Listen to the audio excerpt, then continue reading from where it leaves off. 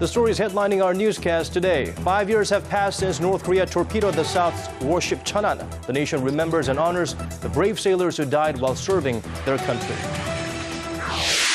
After months on the upswing, Korea's consumer sentiment dips in March. BOK's consumer sentiment index for the month reads 101, down 2 points from February. And Korea's Multipurpose Satellite-3A is now successfully orbiting the Earth. Armed with a powerful optical lens and an infrared sensor, it will circle the Earth 15 times a day for the next 4 years. Stay with us for these and more.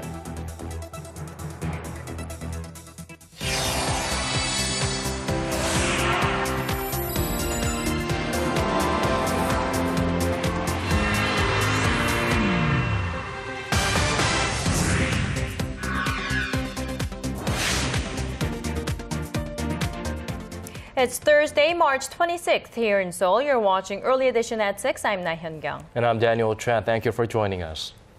We begin in Daejeon, where a memorial ceremony took place marking the 5th anniversary of North Korea's torpedo attack on the Cheonan, a South Korean warship. That's right. President Park Geun-hye urged the nation to remember the victims' sacrifices and called on North Korea to stop reckless provocations. Cheonan has our top story.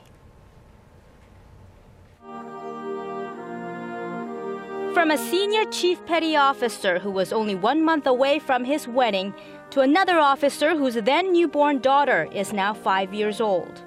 President Park Geun-hye expressed her condolences to the 46 sailors who perished in the attack 5 years ago, as well as a chief warrant officer who lost his life in the recovery mission. 정부는 국가 방위 역량을 더욱 확충하고 굳건한 한미 동맹을 바탕으로 확고한 전쟁 억지력을 확보해 다시는 천안함 피격과 같은 일이 일어나지 않도록 할 것입니다. While North Korea denies its involvement, a multinational team of experts concluded that a North Korean torpedo caused a corvette to split in half and sink in the West Sea. As this year marks the 70th anniversary of the division of the Koreas, President Park urged the North to stop thinking nuclear arms will provide protection and encouraged its leadership to come out of isolation and seek real security and development. She also stressed that achieving unification in a manner that satisfies South and North Koreans would be a way to ensure that the sacrifices made by the sailors were not in vain. 통일이 내일 당장 오지는 않더라도 미래에 반드시 이루어질 것임을 믿고 지금부터 차근차근 준비를 해 나가야 합니다. Vowing to ensure the Korean people remember the honorable Navy men, the president promised to crack down on irregularities, specifically referring to the Navy's recent procurement corruption. Cheonan, Arirang News. Now, also attending this morning's ceremony were the leaders of Korea's main political parties. Ahead of the event, though, the parties clashed over the main opposition's past reluctance to officially point the finger at North Korea for the sinking. Our Park Ji-won has this story. Both party leaders were in Daejeon on Thursday to pay their respects to the 46 South Korean sailors who lost their lives in the Cheonan sinking 5 years ago. Ruling Saenuri Party leader Kim Moo-sung was joined by floor leader Yoo Seung-min and other key members of the party. The main opposition New Politics Alliance for Democracy's leader Moon Jae-in was also there to mourn the sailors. A day before, the former presidential candidate finally acknowledged the sinking was the result of a North Korean attack. I warn North Korea that any military threats or provocations that break inter-Korean peace and trust are unacceptable. Up until now, Moon had not declared a stance on the cause of the sinking. Other liberal politicians had raised doubts about the results of a South Korean-led international investigation that concluded the North torpedoed the Cheonan. They have argued the sinking could have been attributed to other causes, like a submerged rock or a mistaken bombing by a U.S. warship during joint military drills between South Korea and the U.S. The ruling party leader sharply criticized Moon on Thursday, saying the acknowledgement came far too late. The opposition party needs to apologize to the lost sailors and the people for having opposed the Assembly's adoption of a resolution condemning North Korea 5 years ago. Political science professor Cheonan from Chungang University says it is natural that Moon, as a politician, is trying to earn support from a wider spectrum of voters by stressing issues like security that interest most people. What is problematic is when a politician suddenly changes his or her view regarding an issue entirely. Then he or she needs to clearly state reasons behind such an abrupt change of views. But in the case of Moon, he has kept silent about the issue until now. Both parties are heading into by-elections late next month and general elections next year. Park Ji-won, Arirang News. The Cheonan warship attack was a major blow to the country, but the bereaved families of the victims have suffered the most. Well, not surprisingly, many still struggle with their grief today. Arirang's Kim Hyun-bin had a chance to talk to some of them. Take a look. At 9:22 p.m. on March 26, 2010, a North Korean torpedo slammed into the side of the South Korean warship Cheonan, claiming the lives of 46 of the 104 South Korean sailors on board. The power of the blast split the ship's stern in two as it patrolled near South Korea's western Baekneung-do Island, located just 10 kilometers from the contested maritime border. 5 years have passed, but for the family members of the sailors who died, the pain is still fresh. I love you, my son. If he was alive, he would be 30. I will come find you. I promise Dad that whoever dies first will come find you in the afterlife, no matter what. I want to restore everything. I feel guilt for sending him off as a career soldier and for everything I wasn't able to do for him. That I really regret. Many survivors of the Cheonan tragedy have come back to pay tribute to their fallen comrades, but also to find some peace of mind in their work. I miss the days when I used to roam the seas with my comrades. We will do everything we can to protect the sea that you died defending. Thousands of people have been paying tribute to the 46 sailors who perished in the line of duty 5 years ago. It's a solemn day. It also highlights why South Korea needs to maintain the utmost military readiness at all times. Kim Hyun-bin, Arirang News, Daejeon. Now, South Korea is calling on North Korea to take responsibility for the torpedo attack against the warship Cheonan should inter-Korean talks resume. Seoul's Unification Ministry says it plans to secure Pyongyang's responsible actions by discussing many possible topics at those talks, including the so-called May 24th sanctions on the regime. The sanctions were imposed following the sinking and were considered necessary for normalized inter-Korean development. While North Korea continues to deny orchestrating the attack, Washington has reaffirmed its position. The U.S. Department of State said the investigative report published by multinational experts 5 years ago concluded that Pyongyang's torpedo was behind the Cheonan incident. Face a one-day entry ban. Digging deeper, getting to the bottom of stories that impact your life. Talking with you on air and online. Connecting you with experts on the world's most pressing issues. News and current affairs at its best.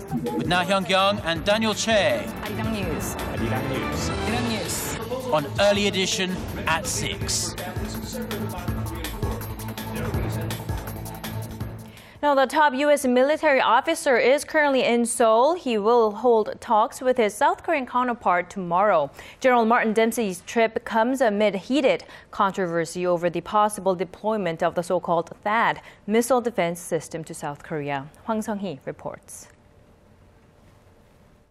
Will the top U.S. military officer address the possible deployment of a controversial U.S. missile defense system in South Korea during his visit to Seoul?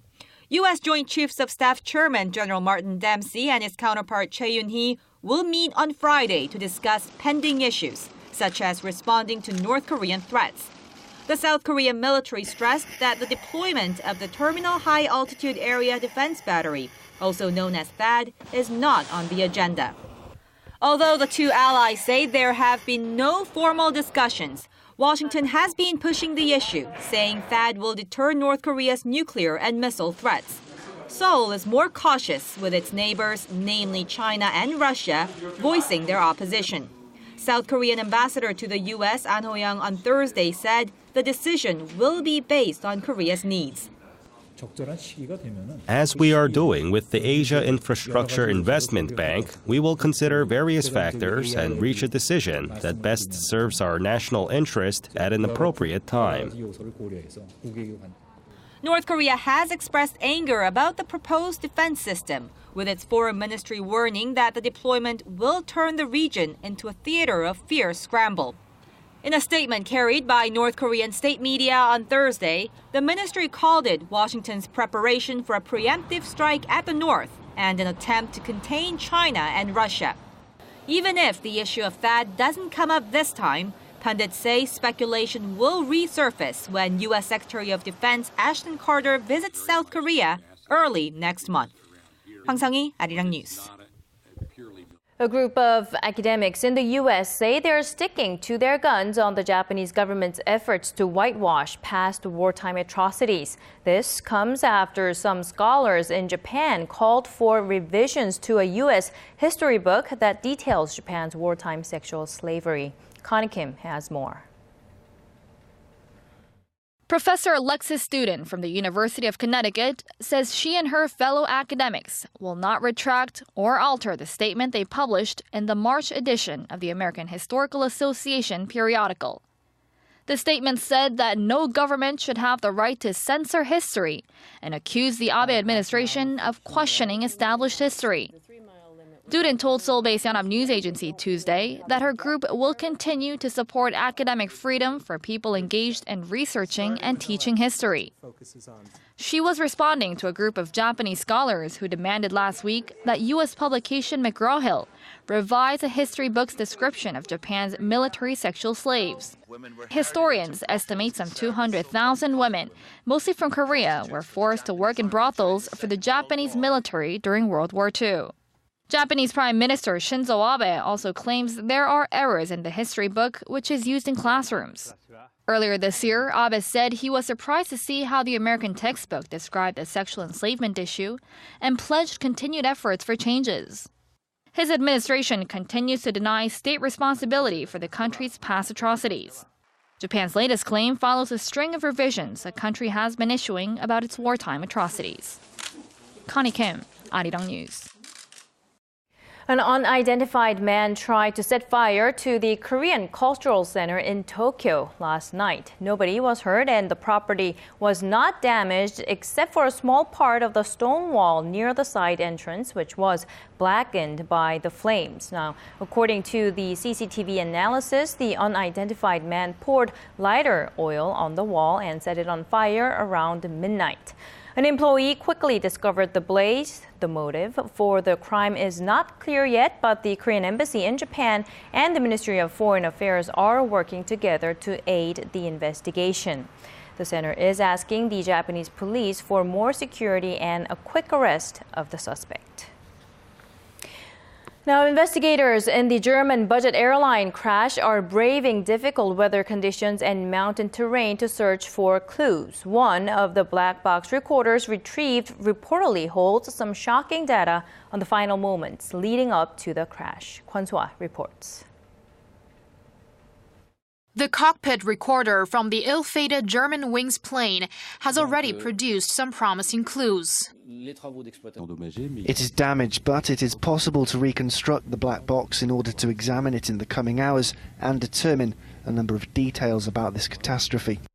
The retrieved recording suggests that one of the two pilots may have been locked out of the cockpit in the lead-up to the devastating crash.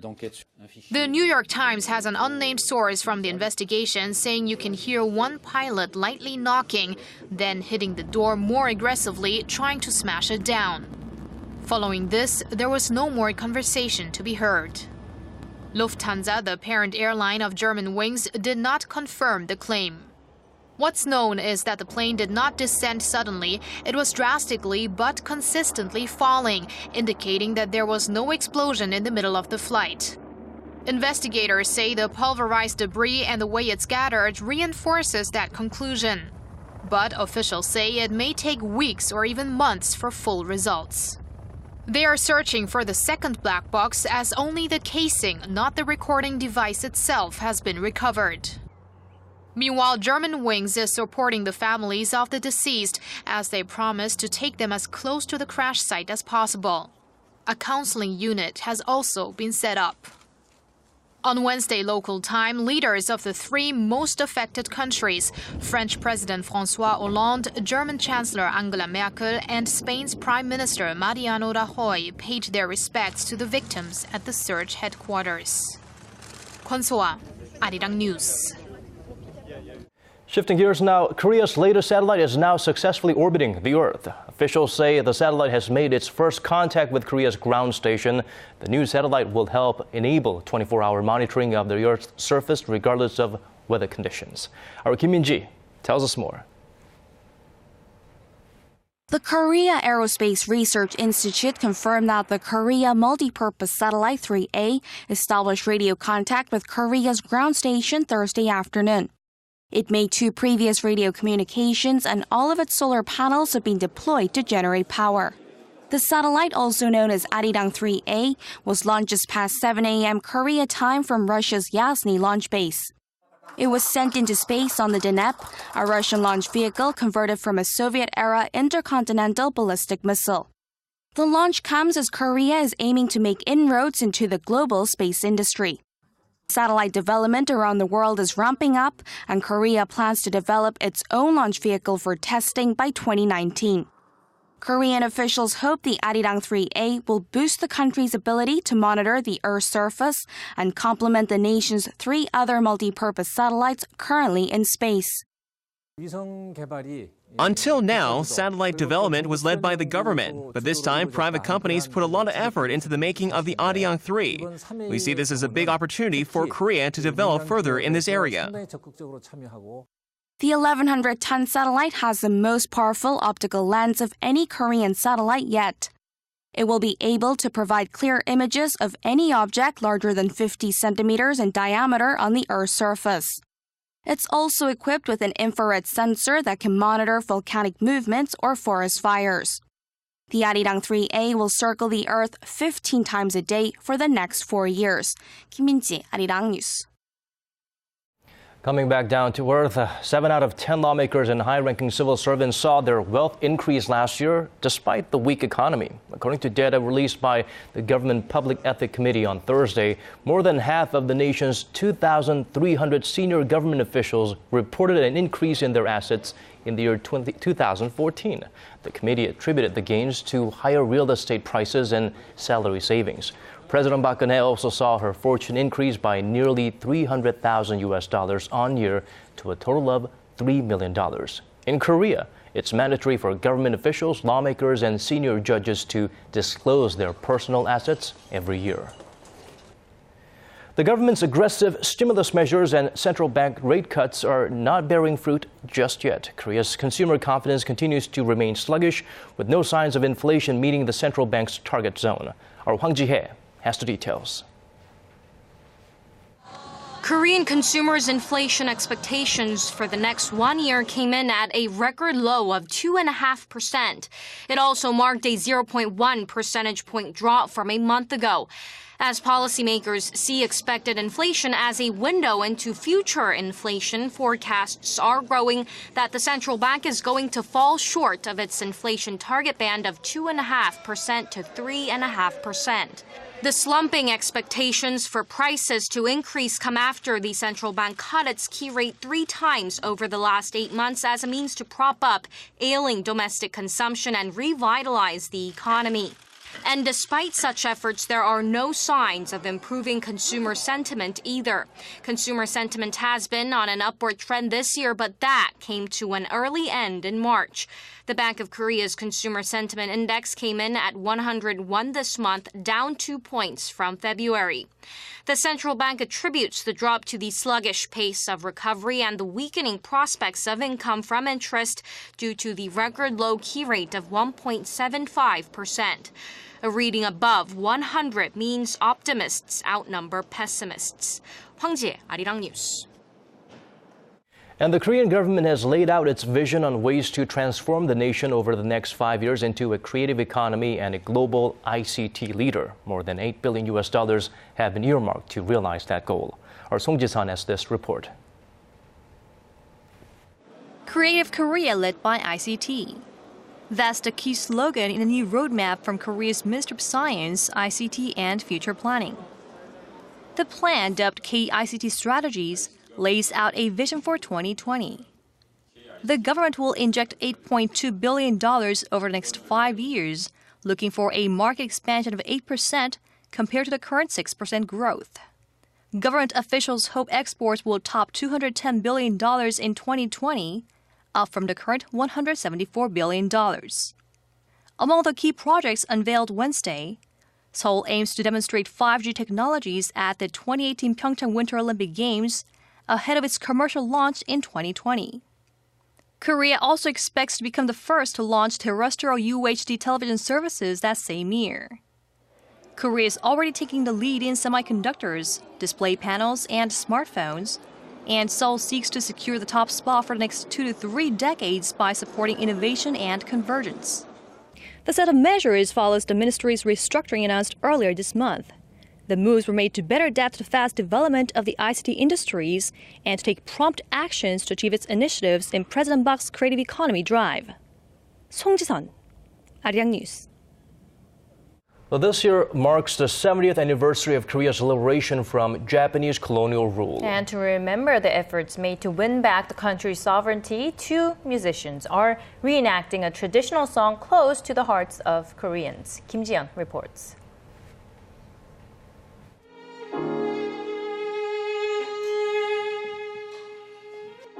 This traditional Korean folk song called Monggumpo Taryong expresses the hopes and dreams of lovers who await to be reunited.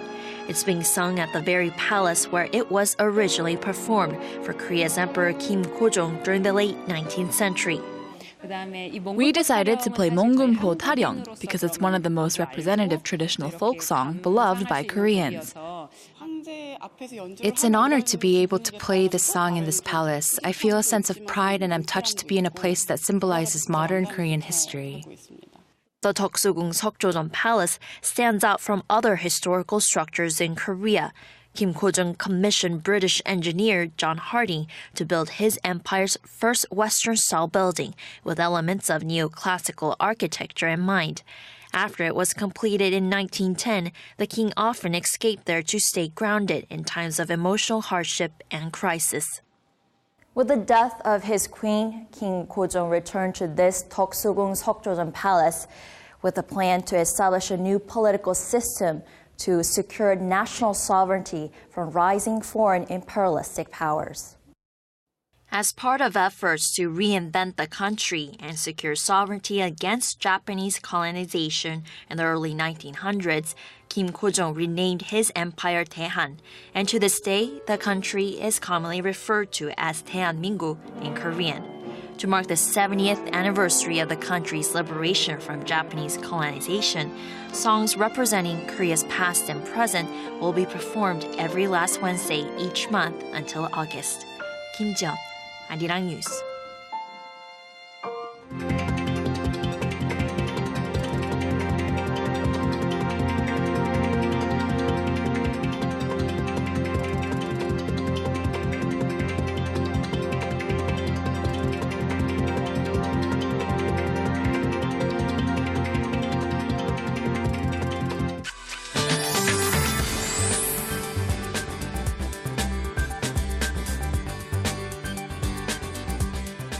Now, I remember last week I used to wear 2 layers of masks just to be sure and safe. But apparently air quality has been good, and now with the warmer temperatures, it's looking very inviting outside. Well, for the latest on the weather, let's bring in our Michelle Park at the Weather Center. Michelle, what do you have for us? Good evening, guys. We're definitely seeing more people wearing spring clothes, and our daytime high was warmer than yesterday. And currently, it stands at 12 degrees here in Seoul, roughly 4 degrees higher than the seasonal average. However, it's still getting very chilly into the evening, so make sure to dress warmly. Now, meanwhile, dry weather continues here in the nation with advisories and warnings in effect. Now, the effective humidity ranges between 15 to 35%, which is very low, so make sure to drink lots of water to stay healthy. Now, rain is in the forecast this weekend, but it's focused in the central region. It will start falling late Saturday evening and will continue until Sunday morning. And even with the rain, temperatures will stay mild throughout the week. Now, with that in mind, let's have a look at the readings for tomorrow. So we'll start off the Friday morning at 4 degrees and reach up high to 16 degrees, while Daegu and Busan tops to 21 and 17 degrees. Moving over to other regions, Jeju Island and Dokdo will get up to 16, while Mangungang hits 8. Well, that's all for now. I'm Michelle Park, and I hope you have a wonderful evening. Thank you for that, Michelle. That brings us to the end of our newscast. Have a good start to your day or a safe drive home. This has been Daniel Choy. And I'm Laah Hyun-kyung. See you again at the same time tomorrow. Goodbye for now.